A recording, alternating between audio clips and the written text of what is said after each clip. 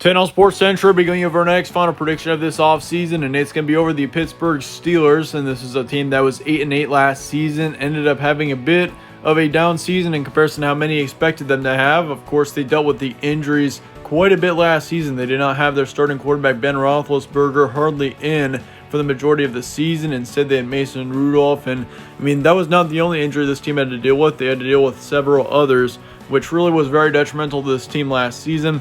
But how will the Steelers be in 2020 is what we're going over here today.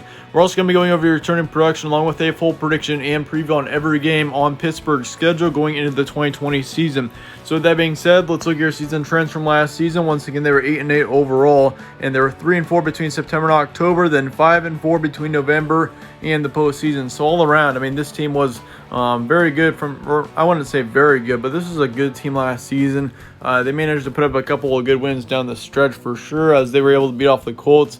They also beat off the Rams, the Browns, and the Cardinals as well. And so, the Steelers in the end, they did have a couple bad wins down the stretch, or a couple bad losses down the stretch. That's what really was the most detrimental thing to this team once we got to the playoff season. But yeah, once again though, Big Ben last season only played 2 games for this team before he was injured. So we saw Mason Rudolph in for the majority of the season. We also saw Devlin Hodges as well at the quarterback position, but it was mainly Mason Rudolph who was playing at the quarterback position for this team last season. And so, looking all around at this team last season, they were good enough to, I think, possibly put up a 10-win season, especially if Big Ben was in all season long. I think the Steelers could have easily been a 10-11 win team, and it would not have surprised me a single bit to see them make it to the playoffs. But in the end, it just was the injuries that got to this team last season, and that's what happens to some teams. It just happens, and I think for the Steelers last season, they were the team that was kind of haunted by that in the NFL. But yeah, as far as your key wins go, you beat off the Colts 26-24.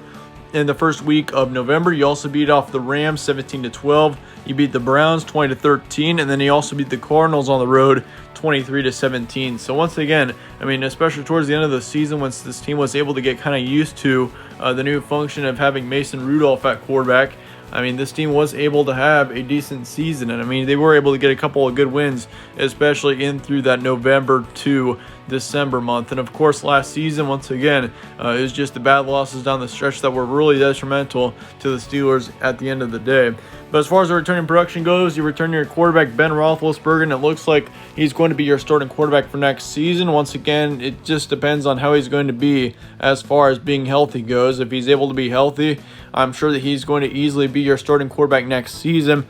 However, you got to consider too, he is 37 years old. He's going to be 38, and he is definitely starting to get to be an older quarterback. There's no doubt with that. And so I think for him, as great of a quarterback as he has been in the past, you got to kind of consider that he is going to be a bit of an injury-prone quarterback going into next season. And so there is a bit of a risk there.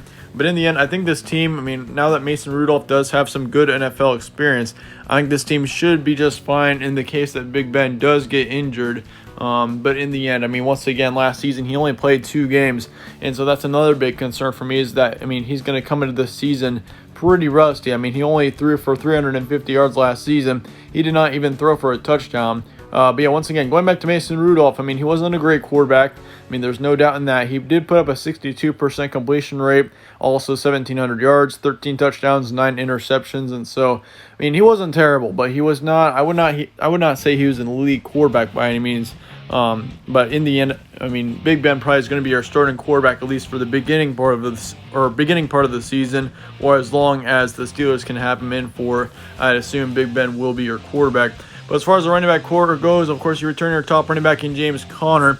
And last season, he was a bit of a disappointment. Of course, this offense, once again, was pretty beat up. But James Conner last season put up 715 total yards with 7 touchdowns for this offense. And he was a good running back. He definitely had a better 2018 season. He was better than his 2019 season. But still, I definitely think James Conner should be one of the better running backs in the AFC next season. And I think he's definitely got the upside to be a top running back in that conference. It just depends on how this offensive line is, for one, and for two, how efficient Ben Roethlisberger is in general. As far as their other running back goes, you do return your second one in Benny Snell. And last season, we were able to see some good action out of him. He put up 450 yards with 2 touchdowns as well. And you also returned your top receiver in James Washington. And last season, he pretty much came out of nowhere. No one expected him to be as good as he was. Yeah, he was Mason Rudolph's primary target. He had 730 yards with 3 touchdowns last season. And you can't forget about their second receiver in Deontay Johnson, who also came out of nowhere. He had 720 yards with 5 touchdowns. So, however, he did have a bit of a fumbling problem. He had 5 fumbles last season, and so he's definitely going to need to improve that if this team is going to be better next season in general, and especially this offense too. You can't forget about that. But they also returned their third running back, or wide receiver is what I should say, in Juju Smith-Schuster. And last season he put up 550 yards with 3 touchdowns, and so yeah, he's a good receiver as well. Definitely, I think next season he's going to be, he was Ben Roethlisberger's favorite target when Big Ben was at quarterback in 2018, so I definitely think you could see a lot more out of Juju going into the 2020 season. We also bring in a new tight end in Eric Ebron. He's going to be coming into this team next season. And you also bring in a fullback in Watt. And so that's going to be very good for this team. However, they do lose their center in Finney. They also lose a safety in Davis and a defensive tackle in Hargrave. So in the end, you are losing 3 pretty big players there and very impactful players as well with those 3 players. And so that's going to be some tough losses to deal with, and you're also going to have some weird adjustments, especially on the defense in general going into 2020. But it brings up the question, chances of winning the AFC North next season. Of course, you've got a couple of pretty tough teams in the AFC North next year. They've got a pretty stacked division the more you look at it. You got the Baltimore Ravens, who I expect to definitely be a 13 to 14 win team next season. And you also got the Steelers, who I definitely think, if Big Ben stays healthy and if this team stays healthy, could be a 10 to 11 win team, possibly even a 12, who knows. But you also got the Browns in there. The Browns should be a potential playoff team next season. You also have the Bengals, which now with Joe Burrow, who knows how good they're going to do. So in the end, the AFC North is going to be a very tough division next season. But I definitely think the Steelers should be in the top half of that division for the 2020 season, especially if they can stay healthy. But is this team a dark horse playoff contender? Of course, you never really hear anyone talking about the Steelers.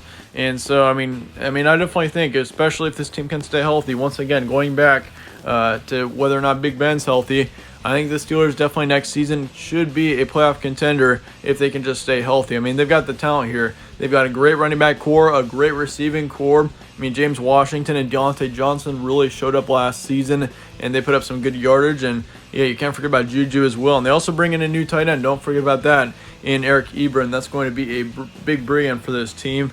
And of course, I believe he's starting to get to be a bit of an older tight end, but still, he has been able to put up some pretty good seasons in the past. But as far as the Steelers being a dark horse playoff contender, I definitely think this team is a playoff contender and a potential playoff team. It's just up to say how much further they can get from that. But as far as your schedule goes for next season, you start off the season against the Giants on September 14th. Then you got the Broncos and the Texans in the next 2 weeks between the 20th and the 27th. You've got the Titans on October 4th. You got the Eagles and the Browns in back-to-back home games. And then you've got the Ravens and the Cowboys in back-to-back road games. And those 2 games especially are going to be very tough, especially once you head into your November. But then you've got the Bengals, Jaguars, Ravens, and Redskins to follow. And of course, they're not known as the Redskins right now. They're more like the Washington football team, but we're just putting it as the Redskins for now. And then to finish off your December, you got the Bills and Bengals both on the road. You got the Colts and the Browns then to follow. And so here's what I'm expecting out of the first half of your schedule. I think you actually start off pretty quick. I think Big Ben stays healthy, and I do think you do take a loss, though, in your first game against the Giants. And so everyone's going to think of the Steelers as a joke after that first game against the Giants.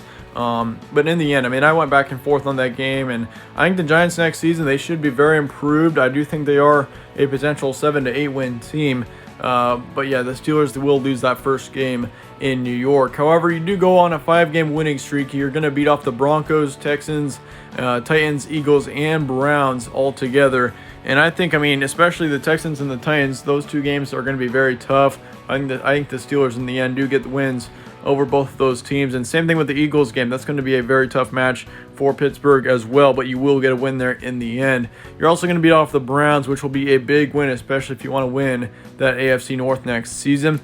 But yeah, I do think you take a couple losses there between those 2 tough road games between the Ravens and the Cowboys. I think the Ravens next season, especially with them being at home, would be the easy favorite in that game. And plus, you can't forget, they've got so much talent there, and I definitely think the Ravens next season should be a potential 13-14 win team again. I mean, they've got the schedule to do it. I believe they've got one of the easiest, if not the easiest schedule in all of the NFL next season. I mean, I've seen a couple of stats about that. But in the end, yeah, you'll go into your second half of your schedule with a 5-3 record. Really not all that bad, I would say, especially for a Steelers team that was 8-8 last season. But as far as the second half of your schedule goes, you will beat off the Bengals on the 15th. However, you will lose 2 games then to the Jaguars and the Ravens. And so you will get swept by the Ravens next season. But in the end, once again, they're just going to be too good of a team.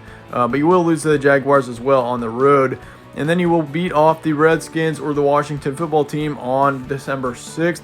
That will be a win there. Then you will lose to the Bills on the 13th. And that one's going to be a very tough game too. Don't sleep on the Bills next season. However, you will get a couple of good wins against the Bengals and the Colts to finish off your December. And then you'll take a loss to the Browns to finish off your regular season. So, I mean, that Browns game in general, I think the Steelers just have they've got a great chance to win that game. But I think the Browns in the end, they're looking pretty good, I think, going into next season. And I think especially if they're wanting to make a late playoff push, I definitely think that they will possibly have a great chance of winning that game. And so I think the Browns in the end, especially with them being at home, will get the win over Pittsburgh to finish off the regular season. So your record prediction for next year will be 9-7, which really is not all that terrible. I mean, if you think about it, 9-7, especially with a team that is as beat up as the Steelers were last season, I think especially if they can stay healthy, this team could be a 10-11 win team. But just to stay safe right now, I will be giving the Steelers a 9-7 record. Some of your prediction stats: you'll be 7-1 at home, 2-6 on the road, 3-3 in the AFC North, and then 7-5 in the AFC Conference. But yeah, that about wraps up our final prediction on the Steelers. Let me know your thoughts in the comments below on this team. If you enjoyed this preview, be sure to slap a like on it and subscribe as well. Really helps out the channel. I'd really appreciate that. But as always, thanks again for watching. Stay tuned for more from All Sports Central, and I will see you all later.